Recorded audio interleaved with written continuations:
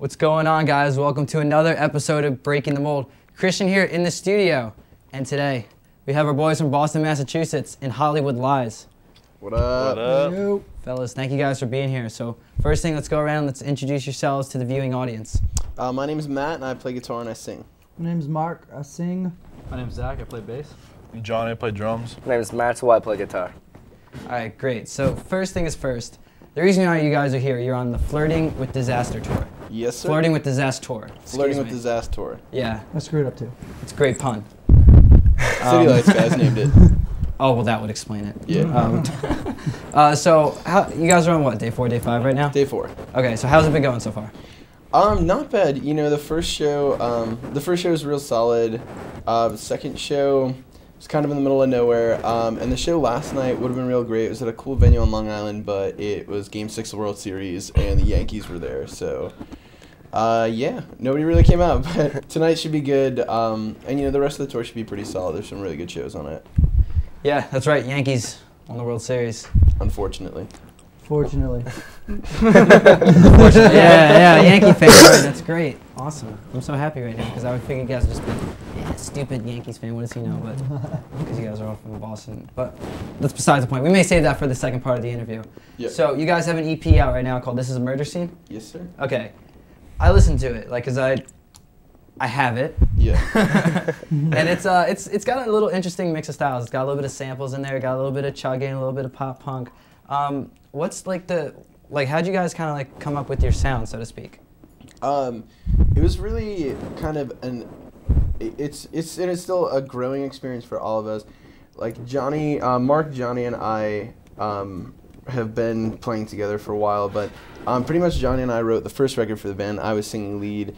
And we decided that we needed to change things up, and after looking for a couple singers not really working, Mark was actually our old touring guitarist, and people were like, yo, Mark's got a good voice, like, you gotta have him sing in the next record, you gotta have him sing, so it was just kind of natural to have Mark move up to lead, and him and I kind of switch off, and it just brought a different dynamic to what he can do with his voice, and what I can do with my voice, kind of change everything around, and you know, we're all into different music. You know, I'm into Johnny and I are in a bit heavier stuff. Mark's in a bit poppier stuff. Zach's in a bit heavier stuff. So all that kind of came together, and we're still kind of growing and trying to figure out our sound. All right, so you're talking about like heavier and poppier and stuff like that. Do you guys want to elaborate a little bit more on what that is? Because it's a broad range of things probably. Because like heavy could mean something like Cannibal Corpse and Joplin Cowboy, but it could also kids could also think that's like 4 Years Strong, you know? Metallica and like. We listened to AC/DC today. All right? I'm just throwing it out there. And like we can listen to like Cash Cow. No, Cash Cow. What's it? Cash. Yeah. And like it varies a lot. Like Under Oath's been big right now for us, and who else? I'm a big Receiving Under Sirens fan, and that's kind of where this sequencing came from. And we did our first record with Casey, who used to be in the Receiving Under Sirens, and he's in the Deer Hunter now.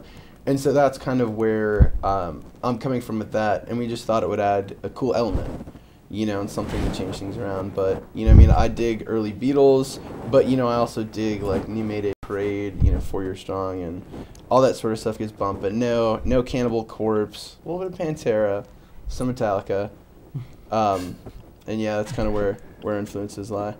I'm glad we cleared that up. Yeah. That's just, you know. Because, like you said, like, you know, heavy can mean a lot of things, but like Metallica, that's kind of cool and stuff like that. Yeah. All right, so you guys are from Boston, Mass, as we have already said. It's got a huge scene, very rich, very deep, very underground. A lot of diverse bands come out of there. Who do you guys really like to chill out with, play with, and like, what's like some of the bands that you always like, you know, you got to be around and everything like that? There's a band from around there that we're good friends with called Stay.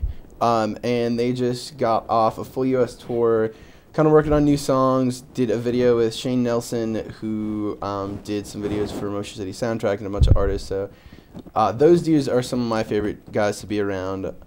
And I mean, on top of that, there's nobody else that we really play with any regularity. So like, you know, we're home, those are kind of our boys, and we're like, let's get a show together. Guys, anything else? Yeah, it's just tough. Like we're not home that often. When we are home, like we're kind of trying to do our own thing because we don't get to see our family that often. So yeah, I think Matt pretty much covered it. Like Stays are our new boys. Like we've been not new. We've been friends with them for a while. So I mean, we're not necessarily that you know, like there's a bunch of big Boston bands. Like you've got Vanna, you've got Therefore I Am. I'm trying to think who else. A Lost for Words, and like there's a bunch of big Boston bands, and those are all more like inner city, and we're not necessarily like in with that, you know, group of people. They're all nice dudes. We've played shows with all of them. But you know, I mean, they're not, you know, not that we dislike them, but they're not our boys that we go and chill with. But you know, I mean, I'd love to do some shows or some tours with any of those bands. Yeah, if you hear that, let's get some shows. Yeah. All right, a couple more questions before we go to break. First one, Boston unfortunately has the, I'm not going to put it out there. I'm not going to like try and blacklist myself right now, but you guys have a bunch of trouble sometimes with people. Yeah. Just like general attitudes, going to shows and stuff like that. Is there anything that like really just like you wish you could change about the Boston scene in terms of just, you know, changing up the people, the attitudes sometimes like when you're there? I think it's tough. Like it goes with any scene. Like there's different vibes. Like I do understand like where you're coming from. Like where it's sometimes. How do I explain it? To me, Boston is just kind of like any other city, and my biggest gripe is like when I was 14, it's Friday or it's Saturday, let's go to a show. It wasn't, well, who's playing? I don't really know them. They're not cool. My sister slept with their drummer, and she doesn't like him anymore. You know what I mean? There's just so much politics, so much BS, and so much garbage. And, you know, people only go out to shows because, oh, well, I know such and such band.